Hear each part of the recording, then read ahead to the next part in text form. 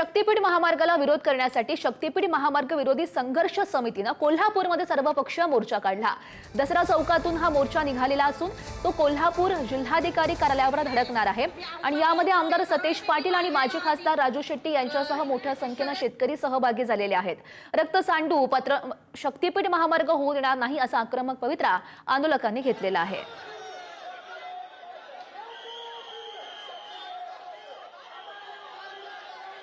गरज नसलेला शक्तीपीठ महामार्ग रद्द व्हावा ही आमची भूमिका आहे आणि म्हणून कोल्हापूर जिल्ह्यातला मोर्चा आम्ही या ठिकाणी काढलेला।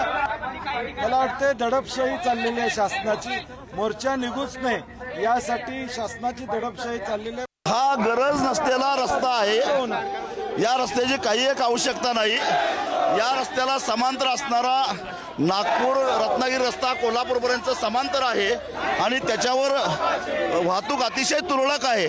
त्यामुळे गरज नसताना महाराष्ट्रावर 1 लाख कोटी रुपयाचा कर्जाचा बोजा वाढवून हा रस्ता करायची गरज नाही अशी आमची भूमिका पहिल्यापासून आहे। सातारापासून कोल्हापूरकडे येणारा आपला नेहमीचा नॅशनल हायवेचा रस्ता होईना झालाय। तिकडं कोकणातला गोव्याकडे जाणारा रस्ता होईना झालाय।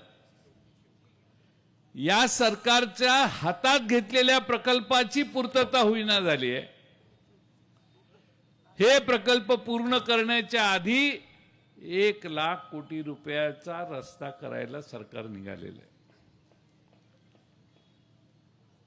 जणू काही सगळे महाराष्ट्रातले आणि देशातले प्रश्न संपलेले आहेत आणि रस्त्याशिवाय आता दुसरा कुठला प्रश्नच राहिलेला नाही अशा आविर्भावात सत्ताधीश आज काम करतात। आम्हाला माहिती आहे रस्ता झाला की विकास होतो,